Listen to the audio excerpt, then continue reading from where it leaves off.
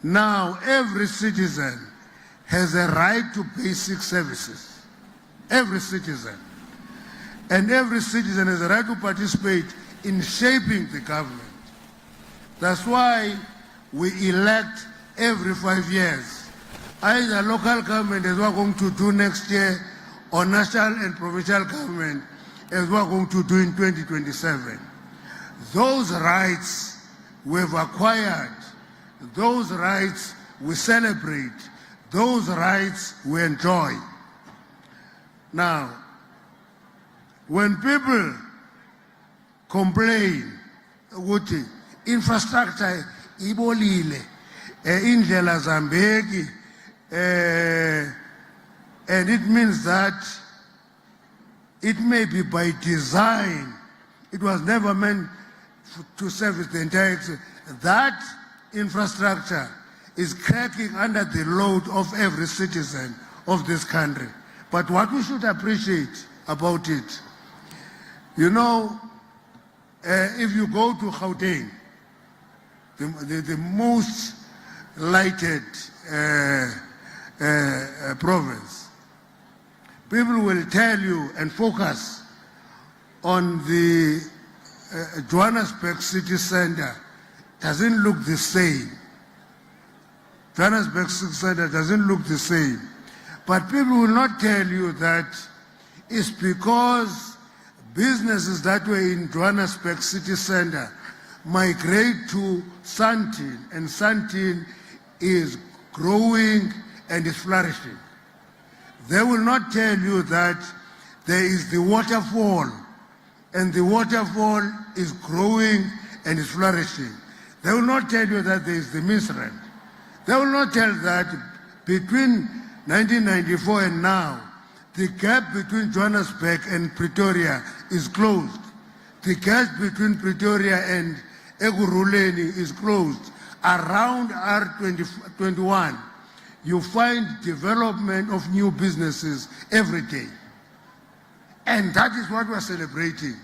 So, I always tell people, ukuthi, yabona ka ucinga ka ingqondo yakho ikuxelela into yoba kubi, yabona kuzaba kubi nyani. Uba ngaba uhleli uthi, hey, kuyathakathwa apha, uzawulala usothuka uphupha kakubi, because your mind tells you that. Kodwa uba ngaba ufana nami, uyayazi into yoba ibanga impundulo ifuna ukhaba mna, ndizayibamba ngomlenze, ayifiki kum. So, siklo situation yoba abantu bakuthi masibakhumbuze ukuba we have everything to celebrate. I was listening to the Premier, listing things that they are going to do and things that they are doing. I spent 7 years in this province. I know it like the palm of my hand. I was a mine worker here and I organized mine workers. It's not the same. Actually, coal mining, which is your pride, Premier, is ran, owned and managed by black South Africans. Only Glencore is predominantly white in mining coal here. And that coal is not underperforming. Why should you not celebrate that? Is it because I don't own a mine, then I can't celebrate? I must celebrate that our people own those mines. They manage them. When we came to the mines, you couldn't put your hand on a blasting certificate because it was reserved for a scheduled person, which meant a white person. Today, a blasting certificate is a profession. It is 80% driven by black South Africans. We celebrate. Now, 31 years ago, on this day, eyes of the world were on South Africa. Our first democratic elections were the most important story in every media house in the world. Many were glued in their television and others were gathered around their radios. For the first time in South African history, people of all races, actually irrespective of background, voted side by side for government of their choice. Back then, when we were still deeply divided as a nation, tensions were high. Now, Minister Mackenzie can stand up here and tell anybody to get out of here. He is happy that we forget his past. We don't just forget your past, we build on your past. Because if you committed mistake in your past, it means there's something you have learned. If you have been holy all your life, there's nothing to learn. You have been holy all your years. You commit mistakes. That's why when you bring up a child must be a child, must not be something else. Commit the mistakes that are committed by other children so that you take your responsibility of parenting. If you don't do that, then you will have nothing to celebrate. Now, having said that, it is important to all, when we talk about our history, Deputy Minister Nel, when we talk about our history, half the time we give detailed account of the wars of dispossession. I'm from a province of forts. A fort is a sign of war. That's why if you come from my province, you find St. Clamogan, you can find Fort Cox, Fort Hare, Fort this. It's just a province of forts. And that sign is a sign of wars that were fought. That is the history that we explain over and over. One of the histories that we always forget, before 1652, there were many running battles in the Western Cape where the Khoi and the San defended the land. A general who attached Mozambique to Portugal tried to attach the Western Cape to them, which they want to make an independent state. It can't be. It has a history. And the general there was killed with 65 of his army men by the Khoi and the San. That history is not told enough. As a result, as a nation, we get fragmented on superficial issues. This day is to celebrate the unity of all South Africans. I always remember the Battle of Jig in the Western Cape, where slaves rounded up other slaves and farm workers and farm owners, marched to the castle, wanting to take over the seat of the governor and declare the first republic that was black. They were surrounded across the Salt River. And that battle, where a man I respect very much called Van der Kaap said, tomorrow when we get the victory, you will call white men and women Mr. and Mrs. And he was surrounded and they were taken to a treason trial. That was the biggest treason trial in the history of South Africa, only surpassed by the Program of Action Treason Trial in the early 50s. Only. And that history is not told. As a result of that, we get fragmented. Then we give PA an opportunity to build a strong party because we don't integrate ourselves into one. We are one people. We suffered the same. Cape slaves is where the origin of inequality in South Africa comes. It's not from the wars of dispossession. It's from those Cape slaves. And it is important for us to actually write and tell the story about the Cape slaves. Now, on the 27th of April 1994, the dignity of South African people, black and white, was restored. Many people believe that the freedom in 1994 only liberated black people. What they don't understand is that it liberated one people from doing something immoral. Apartheid was declared an evil against humanity. when it was destroyed in 1994, every South African was liberated from that evil against humanity.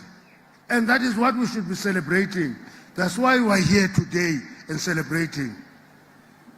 For our beloved Madiba reminded us, in the system of apartheid, both oppressed and the oppressor were robbed of their humanity.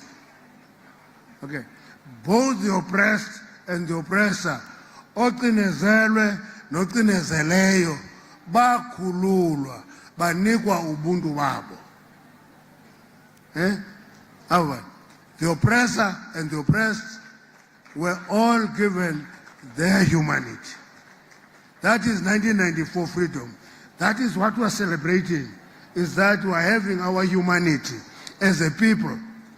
On this day, we pay tribute to Madiba, noble citizen of this country, resilient nation that understands the true meaning of reconciliation. We showed the world that it is indeed possible to move beyond a bitter history. When people criticize us for the government of national unity, they say, why do you talk to the DA? It takes us all the time to explain that you never negotiated with your friend. You negotiate with your enemy. If you are engaging your friend, it's a picnic. But if you want to build something, you form a coalition of forces they are contending. They are contending forces. They want to fight over everything, whether it is the budget or anything. They fight. It's because you never negotiate with your friend. Your friend will take you out for a bribe. By engage your most hostile enemy. You know, and they say a black, and I always remind people, ideology has no color. Ideology is the mindset. We can leave the DA, but I'm not sure if MKP and EFF are better options. They are so aggressive and hostile against the ANC. So it's like choosing a devil and also but run into the fire. That's it. You run away from the devil, you get into the fire. You burn in any way. Now, so the fact that we are having a history of reconciliation over revenge, that is what we were celebrating, is our choice of reconciliation over revenge. Healing over hatred. You heal, you don't continue hating. Peace over conflict. And right-wing fringes regard this gesture as cowardice than a noble one. That is why you will find some of the people taking of an Orania, piece of land in the Northern Cape. They want to create it as some land that is independent. Actually, if I would be a president for more than 3 hours, I would declare that people must go and build in Orania. Black people must go and build there. And we mix them. They appreciate that hatred can never survive peace. It is peace that built a nation. But I can't. If I was, I would say, go and build in Orania. Others go over to America and ask for their Makulubas, Trump, to punish us. But they stay here. Now they are told to go there and be refugees. They are refusing. They must go. Because we are a free country. We are a sovereign country. We are not a province of the United States. And that sovereignty will be defended. That's why we're happy when we see soldiers here. We know that our sovereignty is protected. Yeah? That's it. Now, these choices we must honor those who actually made sacrifices. There are people in this country, many of them, who paid the ultimate price of paying for freedom with their lives. We must always honor them and respect them. Any attempt to list them will cause a problem, because there are so many that if you touch 2 or 3 or 4 or 5, you leave hundreds of them. You cause confusion. And these choices we made over the three decades ago defined our national character, and we've elevated moral standing in the world. That's why in many countries we don't apologize for standing with the people of Palestine. We can never apologize, because other people stood with us. We can't apologize for standing with the people of Western Sahara. We can't apologize for standing with people of Sahara, Southern Sudan and Northern Sudan. We must pay our price and render our solidarity. Our people, when they're in the DRC, many people make noise that we have lost so many soldiers and so forth. Okay, we honor them.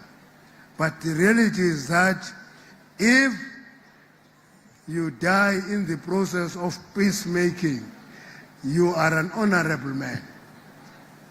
If you are a rebel, you are a dishonorable man. So that's what we should be doing. We are committed to assisting where we can contribute with peace. That's why this week, President Zelensky was here. And people say, is South Africa now leaving Russia and go to Ukraine? No. South Africa propagates peace. And that war in Ukraine is not a Ukraine war. It's a proxy war where NATO wants to expand its influence and there is war. Ukraine is just an outpost of that proxy war. And we must always be there to provide help and assistance and support where we can.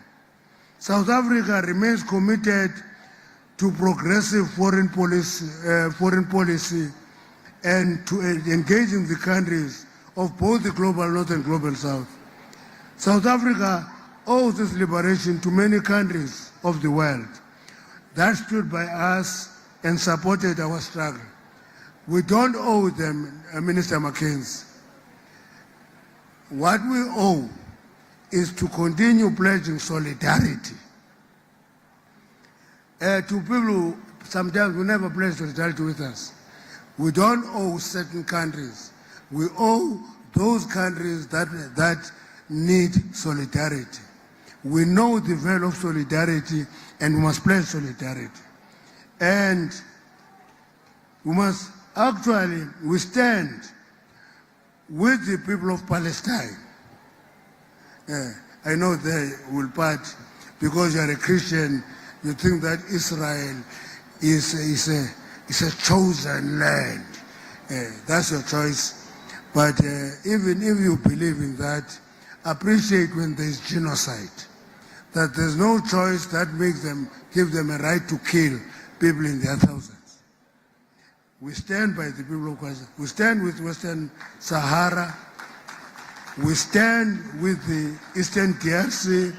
We stand with Sudan. We stand with Yemen. We are actually still owing women in Afghanistan support against gender oppression, and other parts of the world that do the same. That is what we owe the world, not that we slept there and we slept in that country. No, that's not the issue. We are committed to playing our part in bringing about end to conflict and suffering and war. That is our inclination as a country. We are a diverse nation with diverse cultures and traditions. We speak many languages. And that's all. the language dipuo tsa mo South Africa Borwa ke di bua kaofela di bolabula inkwashu I speak all of them. I have no problem with that, and I know that once you understand languages, you are so empowered. You are so empowered. You will never sleep without food.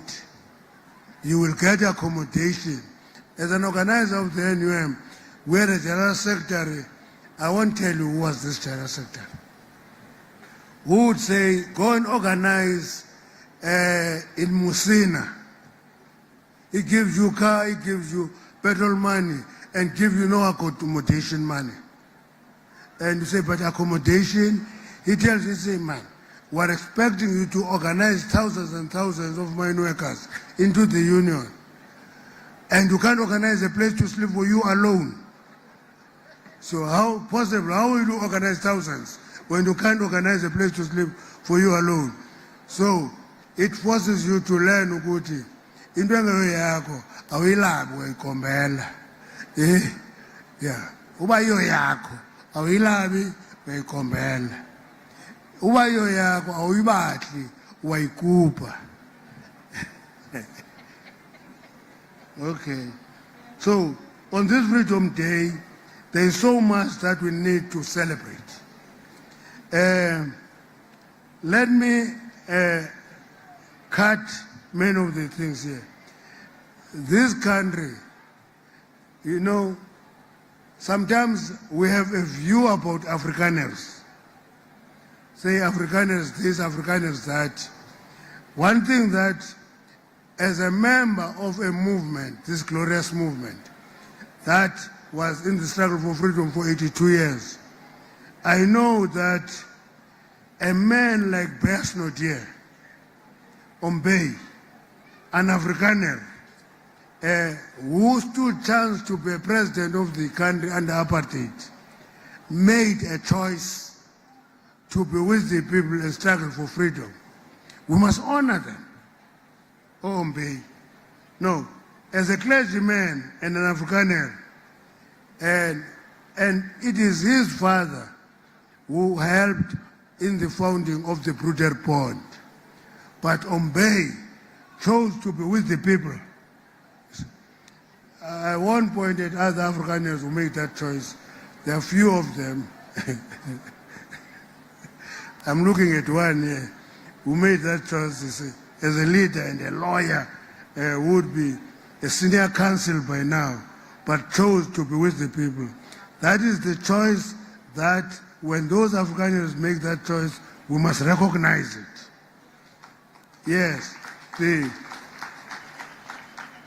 we must be clear. We will not allow anyone to define us.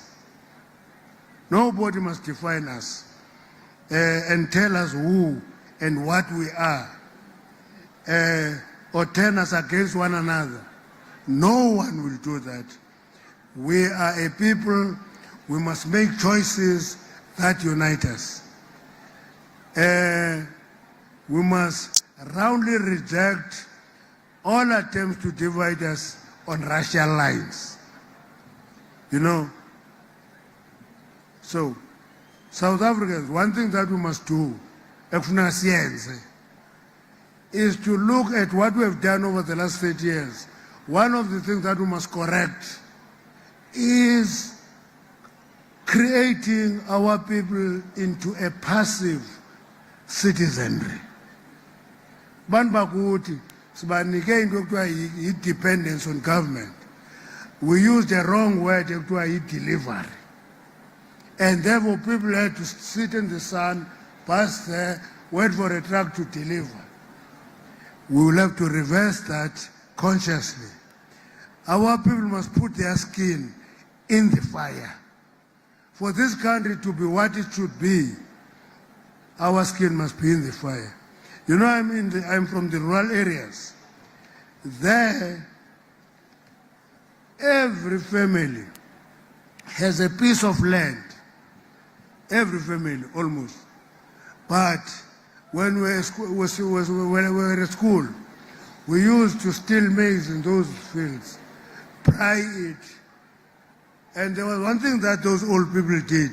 If we were braaiing it and eating it, they were not beating us up. But if we put it in the bag, they beat us up. Now we understand the difference.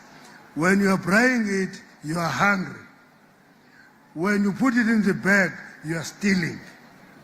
Big difference.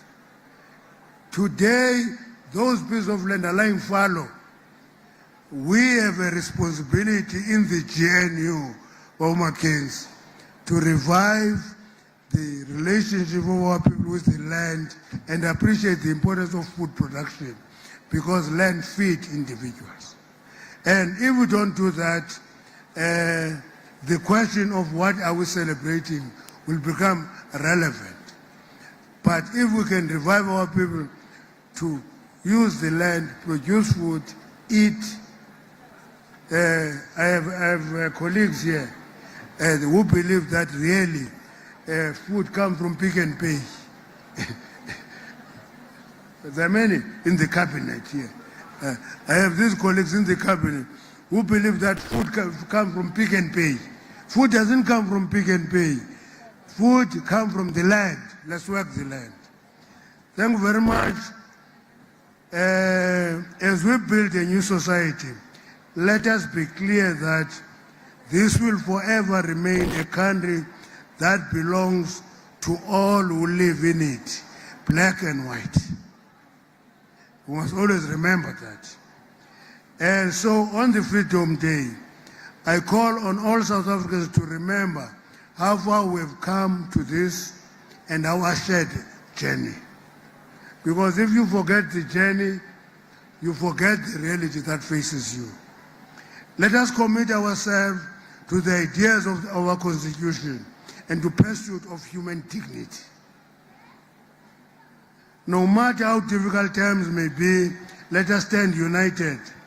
Let us not turn away from the difficult task of building a more just and more equal South Africa. That task is in our face. We must do it. We can't run away from it. Let us continue to nourish the flame of freedom and protect it so it may be passed to future generations.